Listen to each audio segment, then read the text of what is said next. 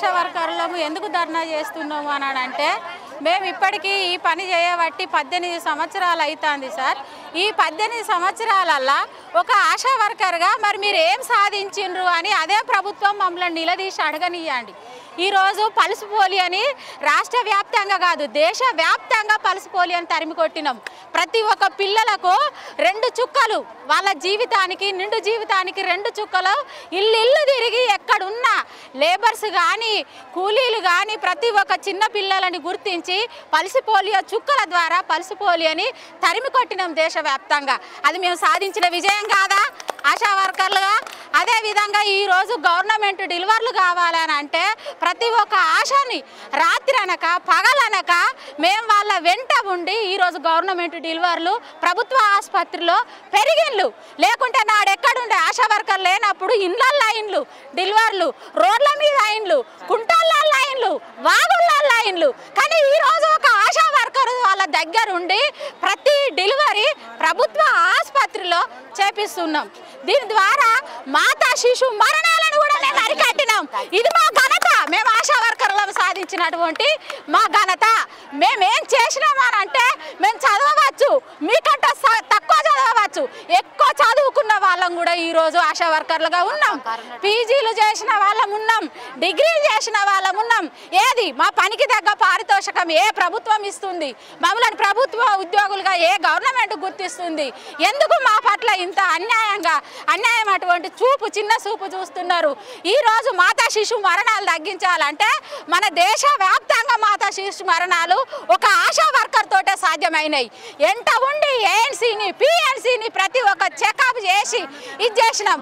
Corona టైంలో తన తోడబుట్టిన బంధువు జన్మనిచ్చిన కన్న తల్లి తండ్రి చుట్టము బంధువు ఎవ్వరు కూడా వాళ్ళు అంటుకుపోకున్నా మేము వాళ్ళ ఇంటికి పోయి వాళ్ళని దగ్గరికి తీసుకొని ముట్టుకొని వాళ్ళకు టెస్టులు నిర్వహించి గోళీలు ఇచ్చి వాళ్ళ ఇంటి పరిసరాలలో పరిశుభ్రంగా ఉంచి ప్రతి ఒక్కటి ధైర్యంగా చేసినటువంటి ఘనత మా ఆశా వర్కర్లదే ఉన్నది. ఈరోజు ప్రభుత్వం ఖచ్చితంగా మా యొక్క నిర్ణయాలని నెరవేర్చాలి. మాకు వెంటనే మేము మరణిస్తే 50 లక్షల రూపాయల ఇన్సూరెన్స్ ప్రకటించాలి. ప్రభుత్వ ఉద్యోగులుగా మమ్మల్ని గుర్తించాలి. మాకు ఫిక్స్డ్ వేతనం అంటూ ప్రతి నెల 1వ తారీఖు రోజు గౌరవ వేతనం అని వేయాలి. ఎందుకంటే ఈ ఫిక్స్డ్ వేతనంతో సహా అందులో వేయాలి. 18,000 గౌరవ వేతనం వేయాలి.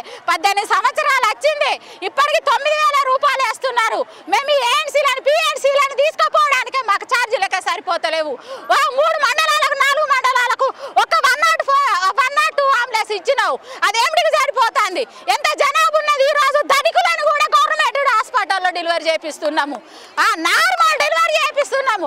అంటే ఆరోగ్య పరంగా మేము ఎంత కాపాడుతున్నాము. అవే కాదు, బీపీ వాళ్ళని కానీ షుగర్ వాళ్ళని కానీ ఈరోజు టీబీ అనేది ఒక అంటువ్యాధి, అదొక అంటువ్యాధి.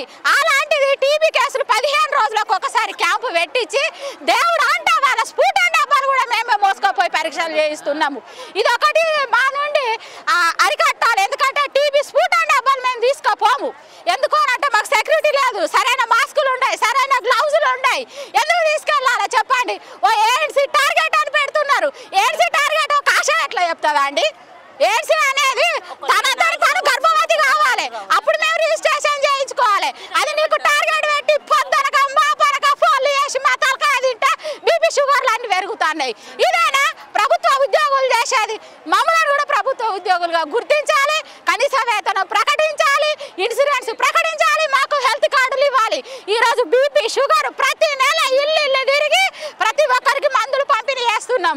ఏఎన్ఎం పోతుంది, మెడికల్ ఆఫీసర్ పోతున్నారు, హెచ్వి వాళ్ళు పోతున్నారు. రండి విలేజ్లోకి రండి, మా పనిని చూడండి, మాకు పారితోషికం ఇవ్వండి. ఇంతే వెంట